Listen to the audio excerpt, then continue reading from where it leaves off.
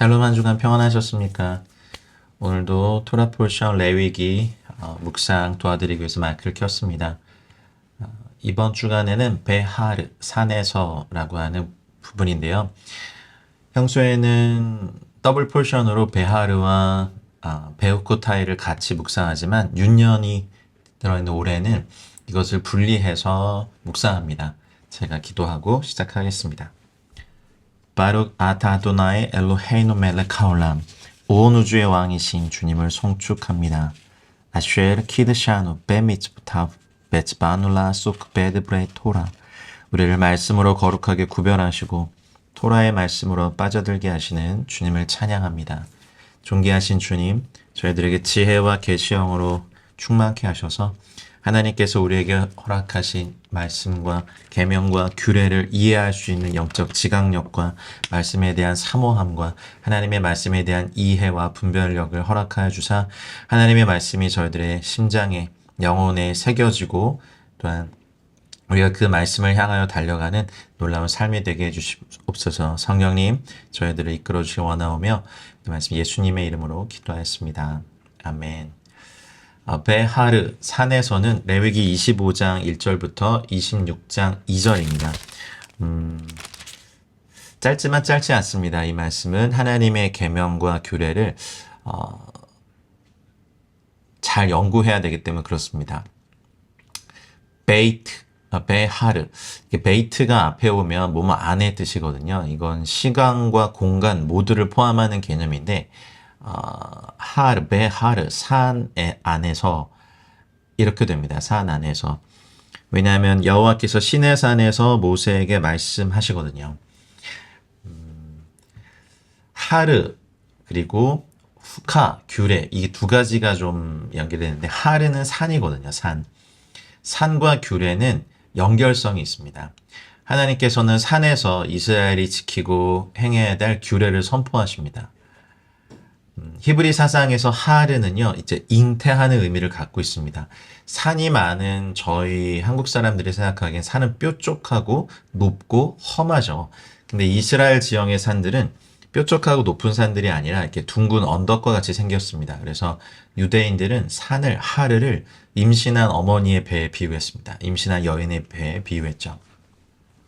그래서 토라에서 하르, 산은요, 잉태되는 장소입니다.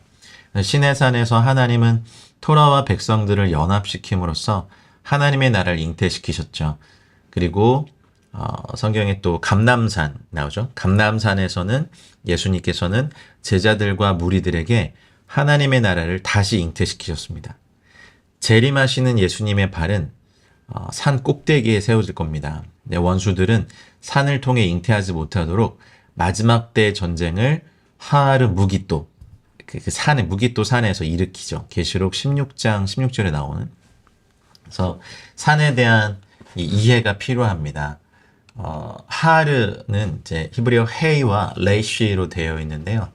헤이는 보라, 레이시는 영, 머리, 권위 이런 의미가 있거든요. 그래서 산은 머리를 보는, 영을 보는 그런 장소입니다. 그래서 영을 보는 것, 권위를 보는 것, 머리를 보는 걸 저희는 계시라고 하죠. 계명이라고 하죠. 그래서 빛을 비추어서 밝히는 것을 의미하는데 토라는 산에서 계시가 임하는 것을 강조하는 겁니다. 예수님께서는 신약에서 가장 아끼는 제자들과 함께 3명의 제자들과 함께 들어가게 될 놀라운 나라를 변화산에서 잠깐 드러내셨죠. 그래서 구약에서는 이제 시내산에서 강림하심으로 자신의 모든 것을 백성들에게 드러내셨습니다. 계시가 임하면, 하나님의 말씀이 임하면 사람은 영으로 살아갈 수 있게 됩니다. 이번 주간에 레위기 25장과 26장 읽으시면서 우리가 시내산에 올라가 하나님께 계명을 받는 그런 것들을 실제적으로 임재적으로 묵상하시면서 이 말씀을 받으시길 바랍니다. 어쩌면 이번 주간에 우리에게 요구하시는 훈련 중 하나는 이 하나님의 말씀이 주시는 이 산속에서 사는 삶을 사는 겁니다. 계시를 통해, 하나님의 말씀을 통해 영혼을 바라보며 사는 걸 의미하죠. 그래서 산은 영혼을 바라보기 위해서 이전 것을 버리는 장소이기도 합니다. 시내산에서 하나님의 말씀을 버리면서 이스라엘 백성들은 애굽을 버렸습니다. 여러분들도 이번 주간에 시내산에서 하나님의 말씀을 받는 이런 묵상, 상상을 하시면서 애굽, 바벨론을 버리십시오. 그리고 창세기에 보면 모리아산이 나오죠. 거기서 아브라함이 이삭을 내려놓습니다. 이삭을 버립니다. 그리고 나서 여호와 이레의 은혜를 경험하죠. 그리고 예수님께서 자주 제자들과 함께 가셨던 감람산. 감람산은 이 땅의 가치를 버리는 곳입니다. 그래서 산에서 우리가 계시를 받으면 계시는 우리가 살아내야 될 규례들을 선포합니다. 그래서 하나님은 우리의 삶이 이 규례들 안에서 세워져야 됨을 강조해서 그래서 다음 주에 할 베후코타이가 규례들 안에서입니다. 그러니까 하루와 아까 말씀드린 규례는 후카, 규례는 이렇게 연결되어 있는 부분이 있습니다. 규례는 주님의 다스림을 위해서 우리의 삶 가운데 새기는 주의 말씀을 의미하죠. 이번 주간에 우리에게 던져지는 중요한 질문은 여러분은 어디 안에 거하며 어디서 살아가고 있는가입니다. 우리는 산에서 주의 말씀을 받아야 합니다. 하나님의 명령은 무리하지도 혹독하지도 않습니다. 하나님의 명령을 따른다면 부자나 가난한 사람이나 땅이 있는 사람이나 없는 사람이나 땅의 소산을 즐기며 살 수 있습니다. 문제는 하나님의 말씀이 제대로 지켜진 적이 없다는 겁니다. 25장은 크게 세 파트로 나눠서 저희가 좀 볼 수 있는데요.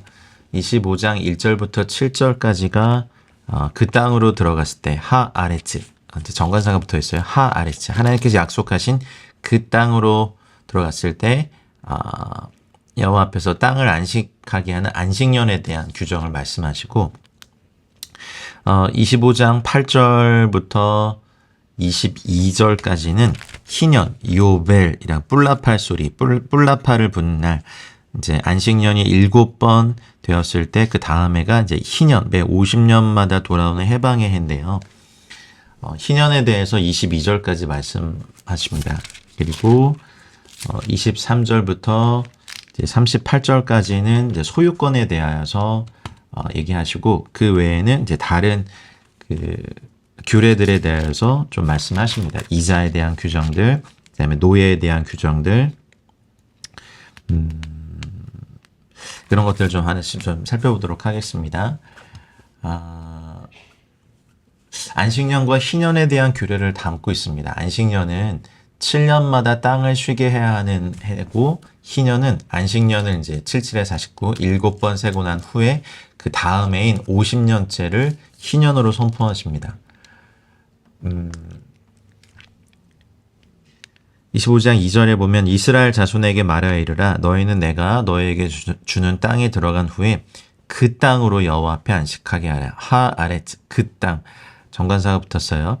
너는 6년 동안 그 밭에 파종하며 6년 동안 그 포도원을 가꾸어 그 소출을 거둘 것이나 7째 해에는 그 땅이 쉬어 안식하게 할지니 여호와께 대한 안식이라. 너는 그 밭에 파종하거나 포도원을 가꾸지 말며. 안식년은 7년마다 땅을 쉬게 해야 하는 해인데 희년은 또 안식년을 7번 세고 난 후에 50년째를 의미하는데 감사한 건 이렇게 지켜졌다면 지금 인류가 수천 년 동안 풀기 원했던 빈익빈 부익부 어떤 부의 편중과 편차를 해결할 수 있었을 겁니다. 근데 문제는 이 희년이 제대로 지켜지지 않은 겁니다. 이스라엘 백성에게도요.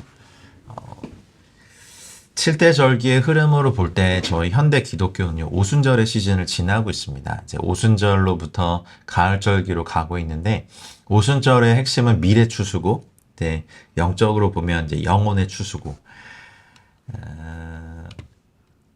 시내산에서 하나님께서 이렇게 말씀하시고, 모세에게 지키라고 하셨습니다. 시내산에서 모세에게 말씀하셨다라는 표현은 레위기에 모두 4번 기록되어 있거든요. 레위기 7장 38절, 25장 1절, 그리고 26장 46절, 그리고 27장 34절. 이 중에서 이제 레위기 7장 38절의 시내사는 이제 5가지 제물에 대한 규정들을 마무리하면서 언급됐고, 26장 46절은 시내산에서 언약의 복과 저주를 마무리하면서 언급됐습니다. 또 27장 34절의 시내산은 레위기 전체를 마무리하면서 언급됐죠. 이에 반해서 오늘 읽은 이제 25장 1절에서는 안식년과 희년 규정을 시작하면서 언급합니다. 여호와 앞에 안식하게 하라. 여호와 앞에 안식하게 하라. 세상은 일을 쉬지 말고 일을 해라. 그래서 바로는 세상에서 성도들을 일의 노예로 만들었습니다. 바로는 일의 신, 즉 일을 시키는 신이고, 여호와께서는 그 중에서 일주일에 하루는 꼭 강제로라도 쉬게 했습니다. 여러분, 하루도 못 쉰 노예들에게 하루를 쉬게 하는 규례를 만든 건 축복이지 않습니까?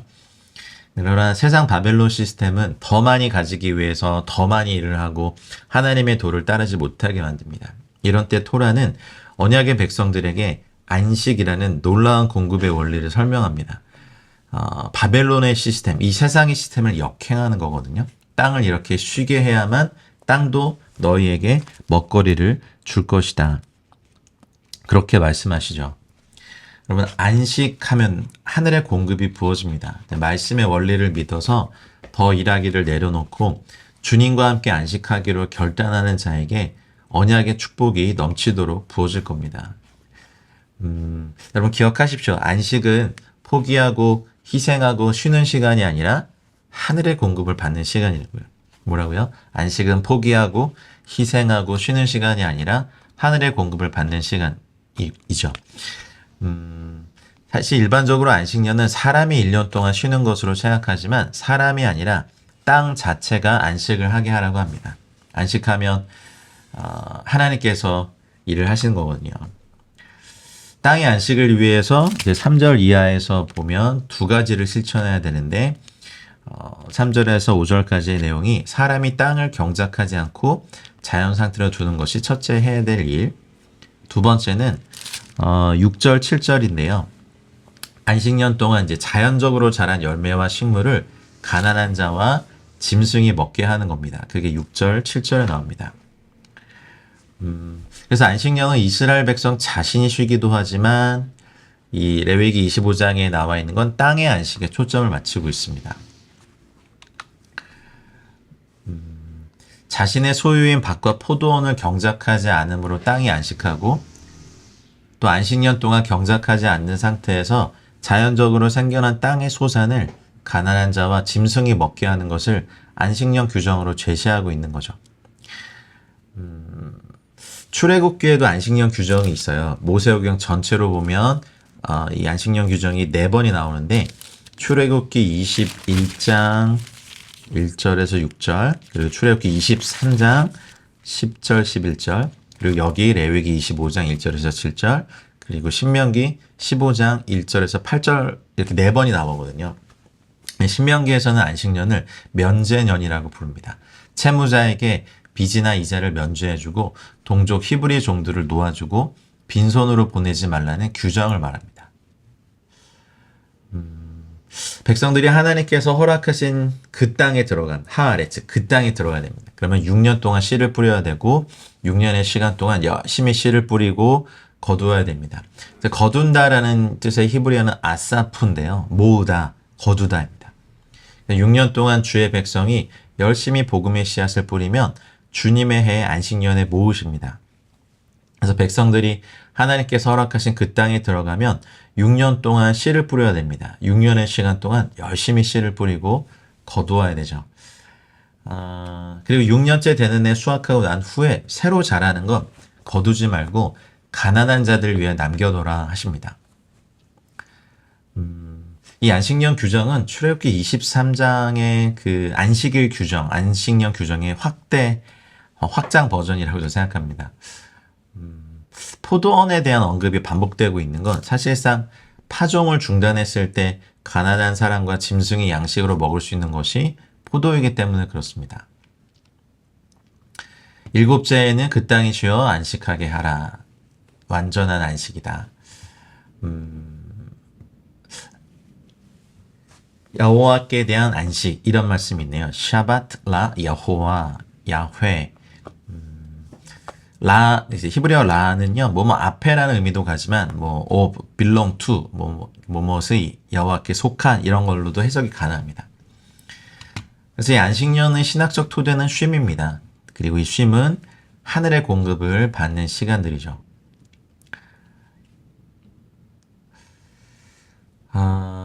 안식년 규례를 이렇게 주셨어도 이스라엘은 지금까지 안식년을 제대로 지킨 적이 없습니다. 그것이 바로 이스라엘이 그 땅에서 쫓겨나게 된 이유라고 메시아닉 주들은 해석을 하더라고요. 유대 전통에 따르면 이스라엘 백성이 가나안 땅에 들어가고 14년 만에 기업을 모두 분배받았다고 합니다. 그래서 이때부터 시작해서 7년이 되는 21년째부터 안식년을 지켰어야 됐는데 지키지 않고, 그리고 이스라엘 역사를 봤을 때 안식년을 지키지 않은 횟수는 총 70번이라고 합니다. 그래서 하나님이 바벨론 포로 생활을 70년으로 정하셨다 합니다. 이런 내용이 이제 다음 파라샤에 등장하거든요. 하나님은 이스라엘이 쫓겨나 있는 동안에 그들이 쉬게 하지 않은 땅에 쉴 것이라고 말씀하시고, 안식년을 지키지 않는 건 그 땅에서 쫓겨날 만큼 심각한 일입니다. 역대하 36장 21절에 보면요. 역대하 36장 21절에 보면 이에 토지가 황폐하여 땅이 안식년을 누림같이 안식하여 70년을 지냈으니 여호와께서 예레미야의 입으로 하신 말씀이 이루어졌더라 라는 말씀이 있습니다. 그래서 기원전 606년 이제 느부갓네살에 포위당하기 전 적어도 490년 동안 유대인들이 이 슈미타라고 하는 안식년을 지키지 않아서 여호와께서 그 해를 계산해서 7년씩 사로잡히는 벌을 내리셨다고 합니다.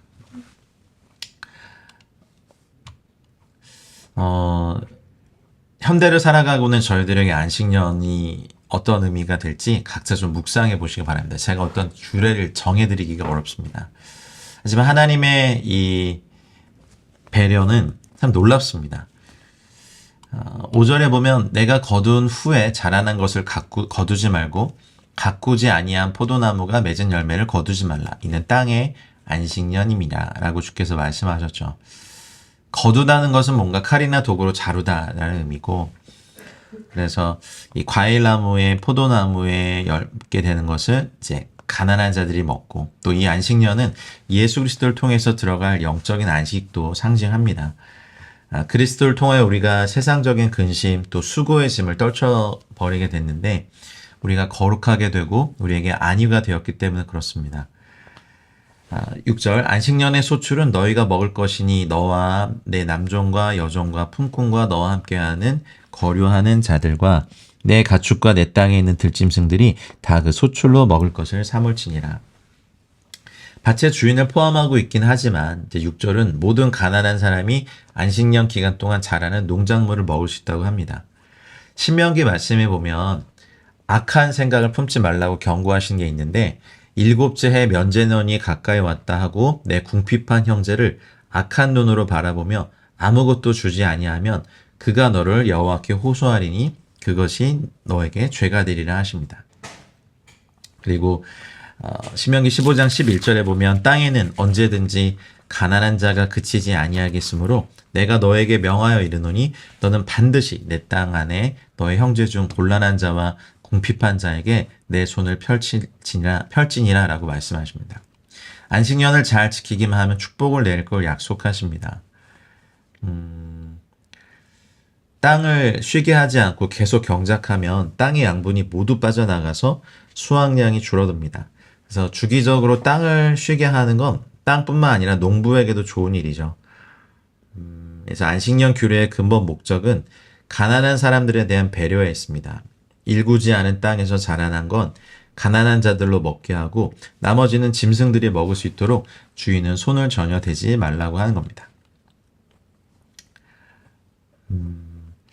출애굽기 23장 11절에 보면 이 안식년에 나오는 식물에 대해서 들짐승이 먹을 수 있다고 한데 반해서 이 레위기서에 보면 들짐승과 가축들도 먹을 수 있다고 하죠. 집에서 기르는 가축들이죠. 그래서 언약 백성에게 집에서 키우는 가축과 들판에 사는 야생동물에게도 이 안식을 베풀도록 하나님께서 명령하셨습니다. 창조주 하나님께서 피조 세계를 돌보시듯이 이 하나님의 형상으로 지음받아 피조 세계를 다스리는 사명을 받은 언약 백성은 하나님처럼 피조물들에게 안식을 주고 또 피조물들을 먹여 살리는 일을 하는 일이 안식일과 안식년이었습니다. 자, 이제 8절부터는 희년에 대해서 말씀하십니다. 8절, 너는 7 안식년을 계수할지니 이내 7년이 7번인즉 안식년 7번 동안 곧 49년이라. 안식년이 7번 지나 49년째 되는 해의 7번째 달이죠. 성경의 7번째 달은 티슈리월 10일이죠. 티슈리월 10일에 희년의 시작을 알리는 나팔을 붑니다. 오순절을 계산하는 방식과 동일하죠. 77에 49. 그 49년이 되는 해를 희년으로 정한 이후에는 이제 안식일 제도 전체에서 볼 수 있는 것처럼 숫자 7이 중심입니다. 샤봇, 오순절을 강조하시기 위해서 오메르 카운트, 오메를 계수하라고 하신 것처럼 희년을 강조하시기 위해서 7 안식년을 계수하게 하셨죠. 그래서 샤봇, 오순절과 희년, 요벨은 긴밀하게 연결되어 있습니다. 7째 달 열흘날은 속죄일이니 너는 뿔나팔 소리를 내되 전국에서 뿔나팔을 크게 불치며. 희년의 시작은 속죄일의 뿔나팔을 가나안 땅 전역에 걸쳐 부는 것으로 시작됩니다. 그 뿔나팔의 일반적인 나팔을 의미하는 구절 소파르지만 이제 11절에 보면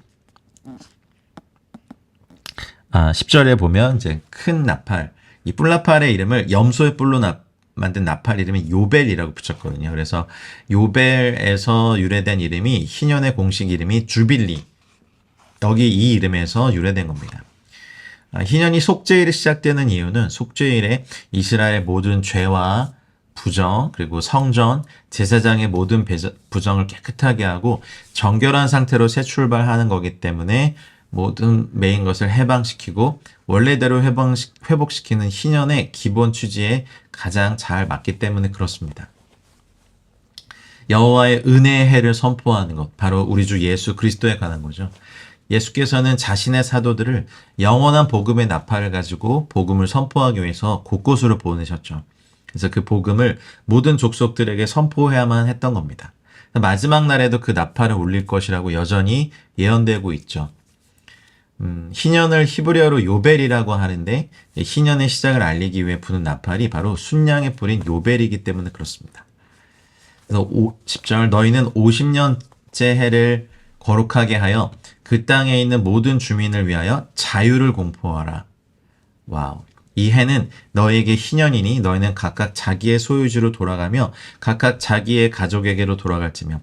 희년을 거룩하게 구별해야 되는 이유는 희년에 해야 할 일들이 하나님으로부터 나온 거룩한 일들이기 때문에 그렇습니다. 희년의 기본 취지는 모든 하나님의 백성의 자유의 회복입니다. 자유를 의미하는 히브리어가 데로르거든요. 여기 레위기 25장에서 딱 한 번 사용됐는데 이 희년을 상징하는 표현이 돼요. 그래서 그 구약 성경에서 희년과 관련해서는 모두 5번 사용되고 특별히 이사야 61장 1절에 3절에 그 자유의 선언, 주의 은혜의 해를 선포한다, 자유를 선포한다 할 때는 다시 이 단어가 쓰입니다. 누가복음 4장 17절에서 21절 이제 이번 주간에 읽을 브리타다샤 신약의 부분이죠. 성령이 비둘기처럼 예수님께 강림하신 후에 그 성령 충만을 입고 광야에서 사탄의 시험을 물리치고 갈릴리로 돌아오시고 난 다음에 나사렛 회당에서 이 이사야서의 말씀을 꺼내 읽으시죠. 주의 성령이 내게 임하셨으니 가난한 자에게 복음을 전하게 하시려고 내게 기름을 부으시고 나를 보내사 포로된 자에게 자유를, 눈먼 자에게 다시 보게 함을 전파하며 눌린 자를 자유롭게 하고 주의 은혜의 해를 전파하게 하려 하심이라 하였더라. 책을 덮어 그 맡은 자들에게 주시고 앉으시니 회당에 있는 자들이 다 주목하여 보더라. 이에 예수께서 그들에게 말씀하시되 이 글이 오늘 너희 귀에 응하였느니라 라는 놀라운 말씀하십니다. 희년에 대한 말씀이죠. 복음은 희년입니다. 그리고 주님께서 이 땅에 오실 때 진정으로 이 희년이 선포되고 눌렸던 모든 자들이 자유케 될 것입니다. 자유와 해방을 선포하는 해이기 때문에 그렇습니다. 아까도 말씀드렸듯이 이스라엘은 지금까지 희년을 지킨 적이 없습니다. 가나안 땅에 들어가서 하에레츠 그 땅에 들어가서 기업을 분배받은 후에 안식년부터도 제대로 지키지 않았고 각기 소견에 오른 대로 행하는 사사 시대가 시작됐죠. 토라대로 행하지 않았어요. 그래서 이렇게 안식년도 희년도 지키지 않다가 아수르에 의해서 10지파가 끌려가고 사라져 버렸고, 희년은 이스라엘 12지파가 이스라엘 땅에서 각기 기업을 가지고 살 때 지킬 수 있는 규례인데 10지파가 사라짐으로써 이 규례를 지킬 수 없게 됐습니다. 그래서 희년이 한 번도 지켜진 적이 없기 때문에 언제가 희년인지도 알 수 없는 상태가 되었죠. 그런데 희년은 한 번도 지켜진 적이 없지만 메시아께서 다시 오시면 회복될 것이고 초림하신 예수님께서 이 말씀이 지금 너의 귀에 응하였다라는 복음으로 말미암아 엄청난 희년을 선포하시고 주께서 다시 오실 때 재림할 때 그때 이 땅에 진정한 희년이 이루어질 것입니다. 할렐루야. 11절 50년째 해는 너희의 희년이니 너희는 파종하지 말며 스스로 난 것을 거두지 말며 가꾸지 아니한 포도를 거두지 말아라. 땅의 전반적인 휴식과 또 개인적인 부채가 탕감돼요. 여러분 빚이 있으실 때 빚진 자로서는 이 희년만 기다릴 거고 또 돈을 빌려준 사람의 입장에서는 희년과 면전운이 다가올 때 악한 생각을 품겠죠. 그래서 하나님께서 규례와 계명으로 말씀을 하신 거예요. 이 말씀을 개인적으로 개인적인 엄청난 결단으로 지키시는 분들을 몇 분 뵌 적이 있습니다.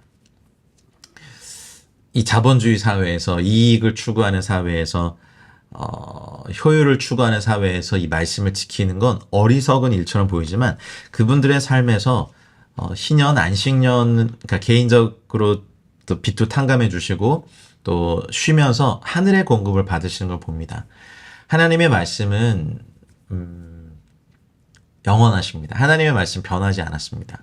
저는 개인적으로 여러분들에게 도전을 줍니다. 여러분 안식년과 희년을 여러분의 삶에서 지키시길 바랍니다. 저부터 하겠습니다. 사실 현실적으로 생각할 때 2년 동안 농사를 짓지 않고 산다는 건 매우 어려운 일이잖아요. 만약에 49년째 찾아온 안식년의 이듬해인 50년째가 되는 희년이면 그러면 희년 때문에 49년째 찾아온 안식년과 다음 안식년 사이의 기간은 7년이 아니라 8년이 되거든요. 그래서 이스라엘 백성들은 희년서란 이제 그 북 오브 주빌리 그 BC 200년경에 이제 제작된 희년서에 보니까 49년째 찾아온 안식년과 희년을 겹치게 해서 이 모든 어려움을 극복했습니다. 먹고 사는 문제는 정말 민감하고 난감한 규정이죠. 땀 흘려 땅을 경작하지 않으면 먹고 살 수 없는 백성에게 땅의 경작과 노동을 면제해주고 너희는 밭의 소출을 먹으리라 라고 하는 것처럼 하나님께서 먹여 살린다는 약속의 말씀을 경험케 하시죠. 그리고 놀라운 건 너희가 각기 이 희년에는 자기의 소유주로 돌아갈지라 하셨습니다. 다른 사람에게 산 토지를 희년이 되면 토지를 판 사람에게 되돌려 주라는 말입니다. 여러분 그러실 수 있습니까? 이 자본주의가 사실 하나님의 말씀보다 저희 삶에 더 깊이 들어와 있어요. 그러면 이제 구약의 이 계명들을 이 신약의 금융 자본주의 시대를 사는 저희들에게 어떻게 적용할 수 있는가? 저는 이건 여러분 개인적 차원의 공동체 차원의 결단으로 넘겨드립니다. 뭐 제가 돈을 꿔드린 사람이 없으니까 제가 빚을 탕감해 드릴 사람은 없지만 목사에게까지 돈을 빌리러 오신 분들이 있었어요. 너무 힘드셔서 사실은 못 받을 거 각오하고 그냥 드린 거죠. 근데 너무 힘들어 하시길래 그냥 저도 한번 탕감해 드린 적이 있어요. 뭐 많진 않아요. 근데 그게 되게 저도 기쁘고 그분도 기쁘게 하고 자유하게 하는 건데 만몬이 저희 삶의 지배 원리가 된 이 시점에 저희가 하나님의 말씀을 이것대로 적용한다는 건 대단한 믿음의 영역이고 결단의 영역이고 이대로 산다면 말씀에 약속하신 하나님의 축복이 저와 여러분들에게 임하실 건 믿습니다. 왜냐하면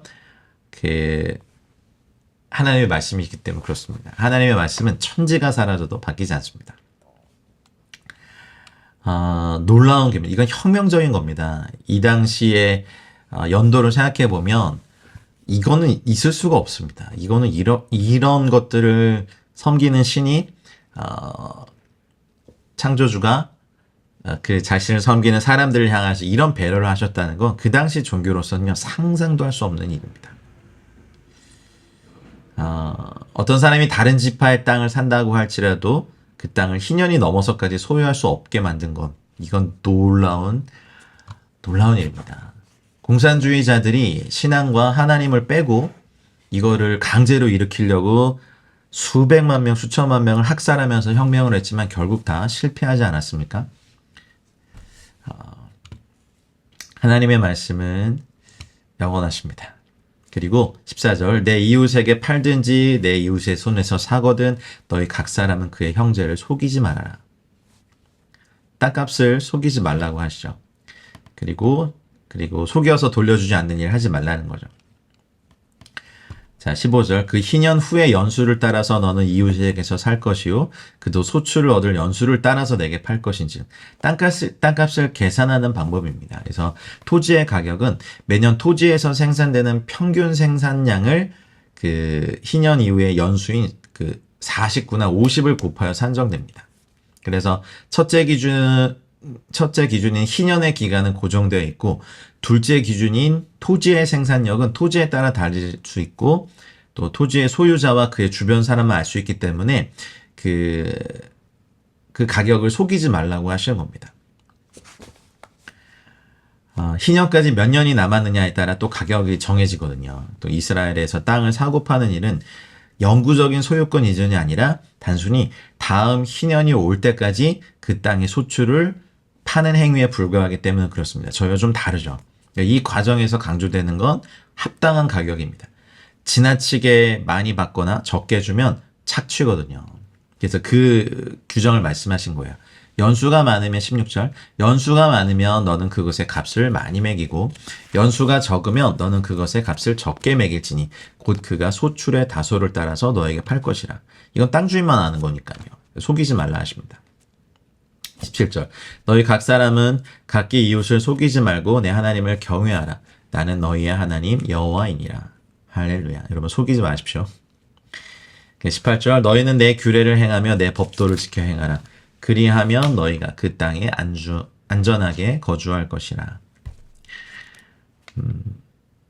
이 규례를 지켜 행하면 하나님이 허락하실 땅에서 안전하게 살 수 있고 모두 원수와 질병과 기근에서 보호해 주실 것을 의미합니다. 땅은 그것의 열매를 내리니 너희가 배불리 먹고 거기 안전하게 거주하리라. 희년을 지킬 때마다 하나님께 주신 복과 동시에 땅을 사고 파는 것에 대해 말하고 있습니다. 희년은 항상 땅과 연결되어 있습니다. 20절, 만일 너희가 말하기를 우리가 만일 일곱째 해에 심지도 못하고 소출을 거두지도 못하면 우리가 먹으리요 하겠으나 21절, 내가 명령하여 여섯째 해에 내 복을 너에게 주어 그 소출이 3년 동안 쓰기에 족하게 하리라. 아멘. 이 말씀 준비하다가 제가 이제 만 나이로 50이잖아요. 그래서 주님 저 안식년, 희년 어떠십니까? 지금 주님께 여쭈고 있습니다. 그러면 또 이걸 또 말씀 들으시는 분들 중에 나도 그 나이 넘었지만 그런 거 못 해봤다 하시는 분이 계시겠지만 어쨌든 각자 개인적인 묵상 가운데 나가시길 바랍니다. 하나님께서 우리의 공급자이심을 경험하는 은혜가 이 놀라운 말씀을 경험하고 성취되는 능력이 저 여러분 삶 가운데 있기를 축복합니다.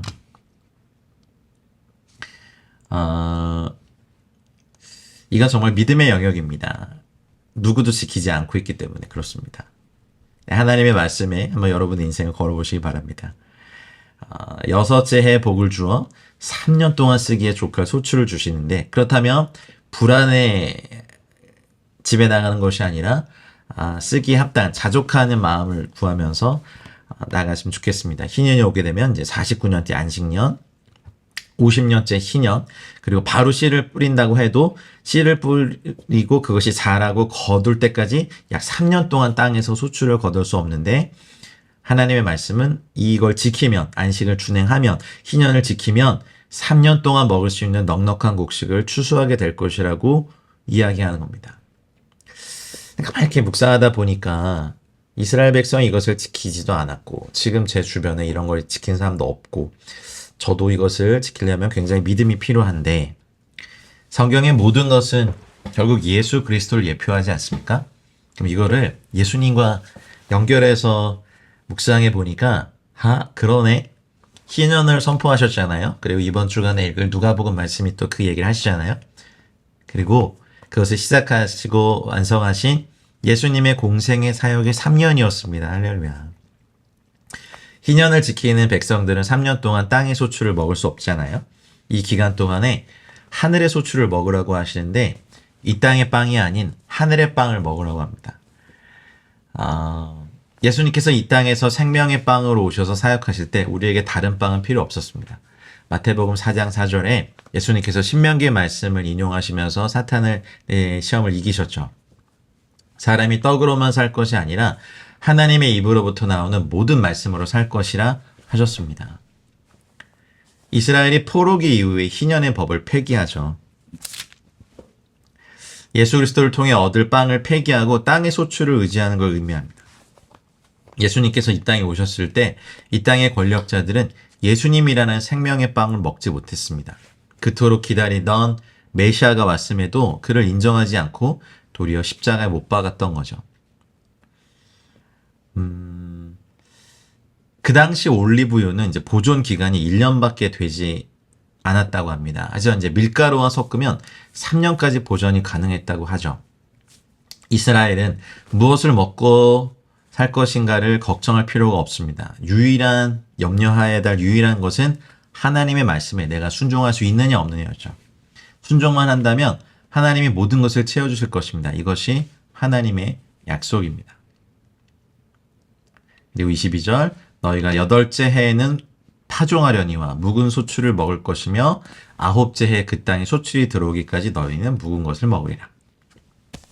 이렇게 희년의 계명을 말씀하시고 23절부터 38절까지는 이제 토지에 대해서 토지를 무르는 것에 대해서 말씀하십니다.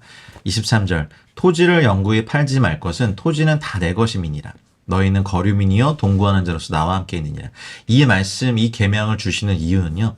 이제 가나안 땅에 들어가서 각 지파에게 땅을 분배해 주시거든요. 근데 인간의 욕심과 탐심을 통하여서 때문에 하나님께서 배분해 주신 땅을 팔고 사고 팔고 하는 일이 시작되면 우리 지금 자본주의 시대는 뭐 땅을 사고 파는 것이 너무나 일상화되고 또 많은 땅을 사기 원하는 분들이 많죠. 그래서 부자가 되신 분들이 많죠. 근데 하나님께서 배려하신 게 그래요. 땅이 있고 거할 집이 있고 하나님의 계명에 의지해서 열심히 일하고 땀 흘려 일한다면 가난해지지 않거든요. 그래서 사실은 이 몇천 년 전에 이러한 경제 질서를 가르쳐 주시면서 땅에 대하여서 또 이 빈익빈 부익부에 대한 부의 불평등의 문제에 대한 이미 해결책을 주셨어요. 그래서 희년까지만 소유할 수 샀다고 하더라도 그래서 희년 때는 다시 돌려주고 이건 혁명입니다. 그렇죠? 인류 역사 이랬던 적이 없죠. 근데 우리 인간의 탐욕과 죄가 이 제도를 한 번도 지키지 못하는 거죠. 그리고 이 땅을 사랑하는 동안 저희는 나그네란 걸 잊어서는 안 됩니다. 여러분 이 땅의 것을 소유하는 것에 혈안이 되지 마십시오. 도리어 이 땅의 것을 다 팔아서 하늘의 것을 사야 됩니다. 그래서 희년법을 통해서 성도가 이 땅의 것을 영원히 소유할 수 없음을 가르치고 있습니다. 그 땅, 하나님의 땅에 들어가는 것. 사실 이 희년 신학에 포함된 소망 자체가 이 자체로 종말론주의거든요. 메시아께서 오시면 어쩌면 우리가 천년왕국 때 이 일을 할 수 있을 겁니다. 그리고 주님께서 배려하신 게 있어요. 너희 기업의 24절 온 땅에서 토지 무르기를 허락할지니 이렇게 돼 있어요. 이제 독특한 개념이 나옵니다.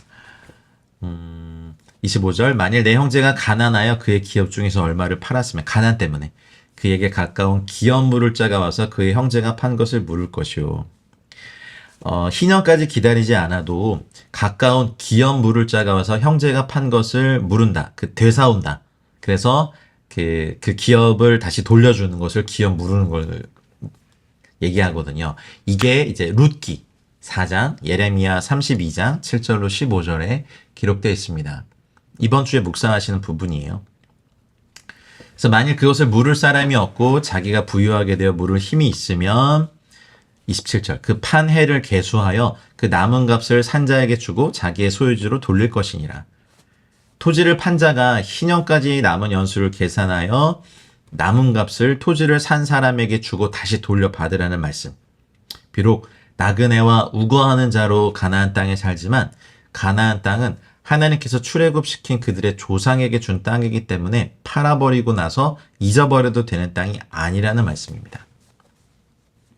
근데 판 사람이 물을 힘이 없으면 희년에 이르기까지 산자의 손에 있다가 희년에 이르러 돌려받고 다시 그의 기업으로 돌아갈 것이라. 와, 이렇게만 되면 정말 놀라운 일들이 일어나겠죠, 이 땅에도.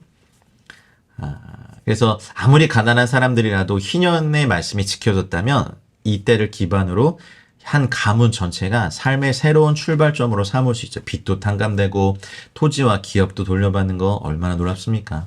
자, 29절부터 31절에는 이제 성벽 안에서의 그 판매한 가옥에 대한 거예요. 성 내의 가옥을 팔았으면 판지 1년 안에는 물을 수 있고 곧 그 기한 안에 물으려니와. 성 안에 있는 집을 팔았을 경우에 1년 내에 물을 수 있는데 1년 내에 물으지 않으면 그 집은 산 사람의 영구적인 소유가 됩니다. 희년이 돼도 되돌려줄 필요가 없습니다. 30절. 반면에 성 밖 마을에 있는 집을 판 사람은 언제든지 물을 수 있고 희년이 되면 돌려받습니다. 성 밖에 있는 집은 농경지이기 때문에 그렇습니다. 사실 희년의 사회적 본질은요, 한 개인이 완전한 파산을 예방하는 데 있습니다. 고대 근동 사회에서는 갚을 수 없는 빚을 진 사람은 어떻습니까? 개인 토지나 자신의 자유, 권리나 이런 걸 팔아서 다른 사람의 종이 되어야 됐죠. 근데 이 과정에서 생겨날 수 있는 부의 불평등 분배가 있어요. 사회적 분열들, 개인의 자유를 보장하기 위해 희년법이 세워졌다고 볼 수 있죠. 오늘날 저희 자본주의, 현대 자본주의를 넘어서 금융 자본주의 시대를 살고 있는 저희들이 보고 있는 게 있죠. 여전히 저는 보이지 않는 계급이 존재한다고 봅니다. 사회적 분열과 빈부격차에서 오는 사회적 문제들이 있거든요. 그래서 희년은 부가 한 개인에게 축적되는 것을 방지하기 위한 목적으로 주께서 세우신 법입니다. 자, 그리고 31절까지 설명 들었고, 자, 32절부터 34절은 레위인들의 성읍, 가옥 이런 것에 대한 겁니다. 레위인의 가옥과 들판, 매매, 무르는 규정을 기록하고 있는데요. 레위 사람이 언제든지 물을 수 있어요. 레위 족속의 성읍은요. 33절 만일 레위 사람이 물으지 아니하면 그의 소유 성읍의 판가운 희년에 돌려보내고 레위 사람의 성읍의 가옥은 이스라엘 자손 중에 받은 그들의 기업이 됩니다. 레위 사람들은 그 땅을 받지 않았잖아요. 하지만 레위 사람의 성읍에 딸린 땅에 그에 대한 것들도 주께서 말씀하셨죠. 34절에 보면 그러나 그들의 성읍 주위에 있는 들판은 그들의 영원한 소유자이니 팔지 못할지니라 이렇게 했어요. 그래서 그 민수기나 여호수아 역대하 이런 걸 연구해 보면 가나안 땅에서 레위인에게 배정된 48개 도시와 그 주변 땅을 기록하고 있어요. 이것들을 레위인 개인이 팔 수 없다고 하죠. 레위인 개인이 레위 지파 소유의 들판을 팔 수 없는 이유는 그 들판이 11조를 비롯해서 이스라엘 백성이 하나님께 바친 가죽을 기르는 공동 소유이기 때문에 그렇습니다. 자, 35절부터 38절은 이제 가난한 자와 히브리 종들에 대한 주위 이웃에게 해야 될 선행을 말씀하시고, 제 39절부터 46절까지는요. 이스라엘 백성 중에 누군가를 종으로 사게 되었을 때 그를 대하는 자세에 대해서, 47절부터 55절까지는 가나안 땅에 사는 이방인이 이스라엘 백성 중에 한 명을 종으로 사게 되었을 때 해야 될 행동에 대해서 말씀하십니다. 근데 여기 부분들이요, 고대 이 메소포타미아 지방에서는 노예 해방이요 상상할 수 없는 일입니다. 인류 역사에서 노예 제도가 폐지된 게 사실 몇 세기 안 됐잖아요. 이런 사회적 분위기 때문에 자신의 종을 해방시켜 준다? 이거는 뭐 상상할 수 없는 일입니다. 35절에 내 형제가 가난하게 돼서 빈손으로 내 곁에 있거든 너는 그를 도와 거류민이나 동거인처럼 너와 함께 생활하게 하되. 거룩한 백성인 이스라엘은 사회적 약자들에 대한 배려에서도 남달라야 됩니다. 빈손으로 내 곁에 있거든 너는 그를 도와라. 그래서 노예로 대하지 말고 거류인이나 동거인처럼 하게 해라. 너는 그에게 이자를 받지 말고 내 하나님을 경외하여 내 형제로 너와 함께 생활하게 할 것인지. 이자를 위하여 돈을 구워주지 말고 이익을 위하여 내 양식을 구워주지 말아라. 사실 고대 메소포타미아 지역 함무라비 법전에 보면 은을 빌린 규정에 원금과 함께 이자를 20% 더해서 갚아야 됐고 보리는 33에서 50%나 되더라고요. 당시 주변 국가들에서 이자가 연 60% 이상이었던 점을 감안하면 이건 지금 금융자본주의 시대에 이건 너무 역행하는 원리죠. 이자를 뜻하는 단어가 이제 뱀에 물다라는 동사에서 파생했거든요.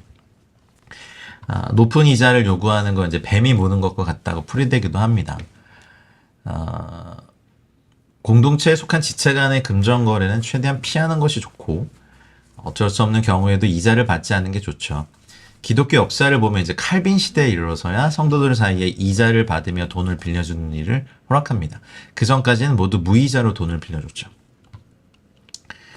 높은 이자를 내야 되기 때문에 쉽게 가난해질 수 있고요. 또 가난이 이어지면 이 고통에서 벗어나는 거 불가능한 일이죠.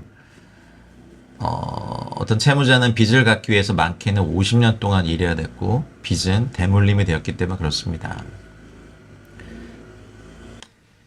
가난한 이웃에 대해서 이자를 받지 않고 그들의 삶을 지키고 도와줘야 됐던 이유는요. 하나님의 구원의 은총 때문이죠.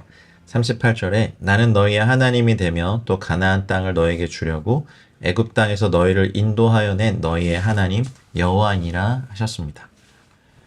39절부터는 이제 주인과 노예의 관계에 대해서 얘기하고 계십니다. 너와 함께 있는 형제가 가난하게 돼서 너에게 몸이 팔리거든 너는 그를 종으로 부리지 말아라. 이게 사실 엄청난 말씀입니다. 그 당시 주변의 나라들이 다 노예를 함부로 대하고 죽이고 소유로 생각해서 했던 걸 대하면 이거는 엄청난 말씀입니다. 품꾼이나 동거인과 같이 함께 있게 하여 희년까지 너를 섬기게 해라.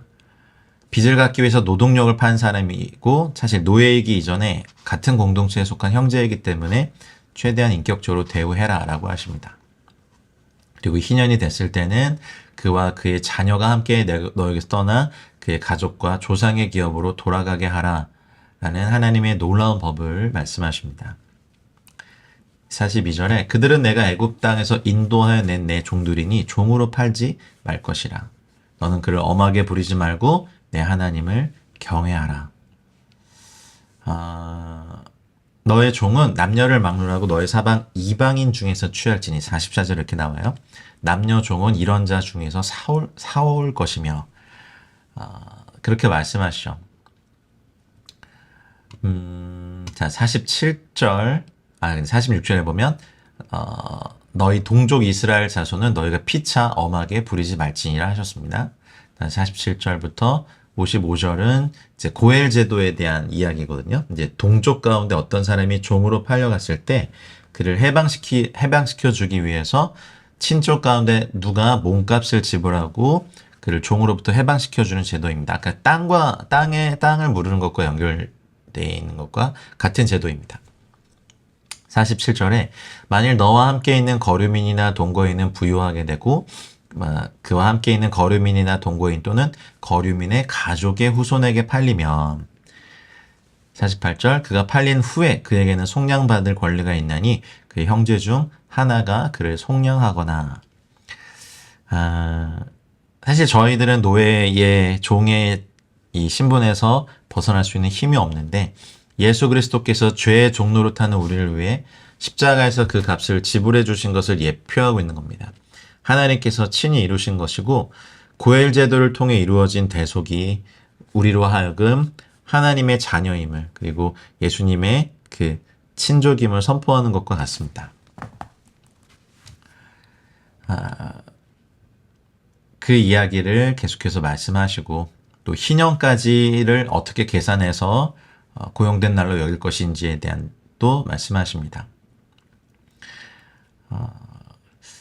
희년은 참 놀라운 제도입니다. 인류 역사에서 실행되지 않은 것이 안타깝고 여호와께서 선포하시는 자유의 해입니다. 지금 현대의 인권이라고 말하는 모든 법의 근간이 사실은 수천 년 전에 노예제도를 당연시 여기고 했던 인류 역사에서 이런 법을, 이런 계명을 말씀하셨다는 걸 보면 하나님께서 저희들에게 원하시는 건 그분 안에서의 자유와 행복입니다. 그래서 하나님의 법을 오해하지 마십시오. 우리가 스스로 해결하지 못한 것을 예수 그리스도께서 오셔서 자신의 몸으로 자신의 육체를 찢으시면서 일들을 하셨습니다. 자신의 사역을 희년에 비교하셨죠. 나팔소리, 예수님의 재림을 알릴 나팔소리와 같이 하는 이 희년의 나팔소리를 꼭 듣기 원합니다. 이스라엘 자손은 나의 종들이 됨이라. 그들은 내가 애굽 땅에서 인도해낸 내 종이요 나는 너희의 하나님 여호와이니라. 그리고 26장 1절 2절에 우상을 세우지 말고 주상을 세우지 말고 경배하지 말아라. 나는 너희 하나님 여호와이고 너희는 내 안식일을 지키며 내 성소를 경외하라. 나는 여호와이니라 말씀하십니다. 짧지만 짧지 않고 지루한 것 같지만 굉장히 깊은 내용이 담긴 베하르 산에서 우리 영적인 신의 산에 올라서 애국과 바벨론의 것을 버리고 하나님의 것을 채우는 시간들 되기를 축복합니다. 하프타라는 이번 주 하프타라는 에스겔서 말씀입니다. 예레미야서 말씀입니다. 예레미야서 32장 6절로 27절입니다. 그 부분을 보면 이제 그 선지자 예레미야로 하여금 하나님께서 이제 바벨론 군대가 유다를 치고 멸망시키기 바로 전에 몇 군데의 땅을 돈을 주고 사라고 하는 것에 관한 것입니다. 믿음으로 예레미야는 그 땅을 값 주고 사죠. 어느 날 이제 유대인들이 그 땅을 다시 일으키리라는 여호와의 말씀을 입증하기 위하여 유다의 지도자들이 보는 앞에서 거래를 했습니다. 그리고 이 땅에서 집과 밭과 포도원을 다시 사게 되리라 하셨다 하니라. 예레미야 32장 15절 말씀 있죠. 그래서 그런 다시 사는 이것은 이스라엘의 주 하나님께는 아무런 일도 아니라는 것을 말씀하고 계십니다. 할렐루야. 그리고 브리타다샤는 이제 누가복음의 말씀을 읽죠. 누가복음에 보면 이제 예수님께서 오셔서 포로된 자, 죄로 인한 종의 상태에서 자유와 해방을 하시기 위해서 회당에서 읽으신 말씀, 이사야서의 말씀이죠. 그리고 이제 누가복음 4장 18절 19절에 나왔죠. 주의 성령이 내게 임하셨으니 이는 가난한 자에게 복음을 전하게 하시려고 내게 기름을 부으시고 나를 보내사 포로된 자에게 자유를 눈먼 자에게 다시 보게 함을 전파하며 눌린 자를 자유롭게 하고 주의 은혜의 해를 전파하게 하려 하심이라 하였더라. 그리고 주님께서 말씀하시죠. 이 글이 오늘 너희 귀에 응하였느니라 라고 하시면서 본인께서 하신 그 공생의 시작, 예수님의 공생애를 진정으로 저희들에게 희년 안식년을 보여주셨습니다. 주님이 다시 오실 때 우린 주님의 나라에서 완전한 자유와 통치와 평화를 누리실 겁니다. 주의 은혜가 여러분과 함께 하시길 축복합니다. 긴 시간 들어주셔서 감사합니다. 한 주 동안 수고 많으셨습니다. 샤바 샬롬의 은혜가 함께 하시길 축복합니다. 사랑하고 축복합니다.